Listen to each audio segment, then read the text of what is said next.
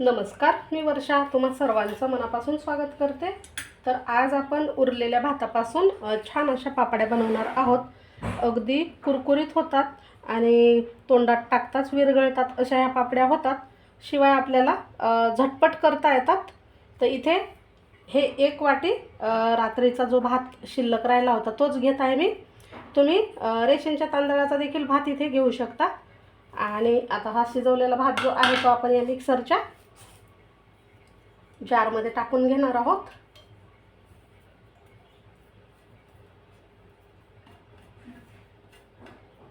आता यामध्ये आपल्याला गरम पाणी टाकायचं आहे।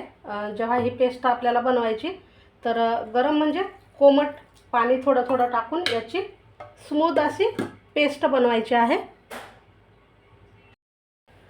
तर इथे तुम्ही पाहू शकता छान स्मूथ अशी पेस्ट आपण तयार केली आहे।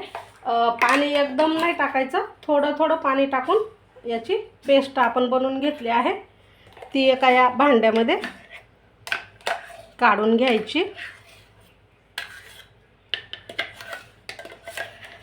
आणि ही भाताची जी पेस्ट बनवली आपण ती खूप पातळ नाही बनवायची किंवा खूप अशी घट्ट सुद्धा नाही बनवायची। आता थोडंसं पाणी टाकून आपण हे जे मिक्सरचा जार आहे तो असं छान धुवून घेणार आहोत, मिसळून घेणार आहोत। आणि थंड पाण्याचा वापर नाही करायचा आपल्याला, इथे गरम पाण्याचाच वापर करायचा आहे।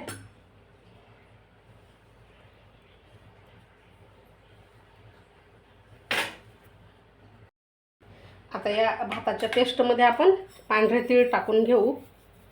तुम्हाला आवडत असतील तर टाका, नाही टाकले तरी चालेल। आणि थोडासा अगदी मीठ टाकू आपण। भात शिजवता वेळेस सुद्धा मीठ टाकलेलं आहेच, अगदी नावाला टाकायचं। आणि पापड खार टाकायचं आहे पाव चम्मच। पापड खार टाकल्यामुळं काय होईल, ह्याच्यात आपण पापड बनवणार आहोत तर ते छान फुलायला मदत होते।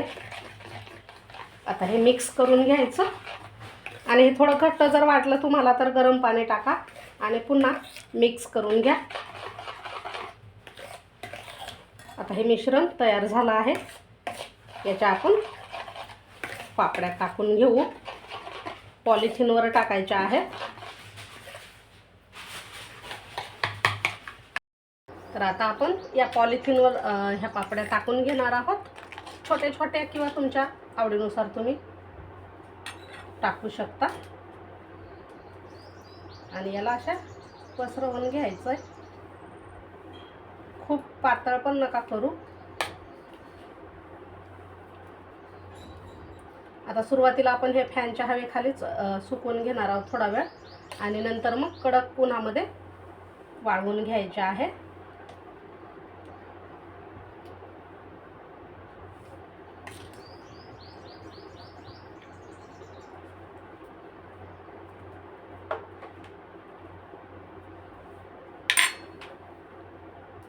आता ह्या संपूर्ण पापड्या मी टाकून घेतल्या आहे बघा।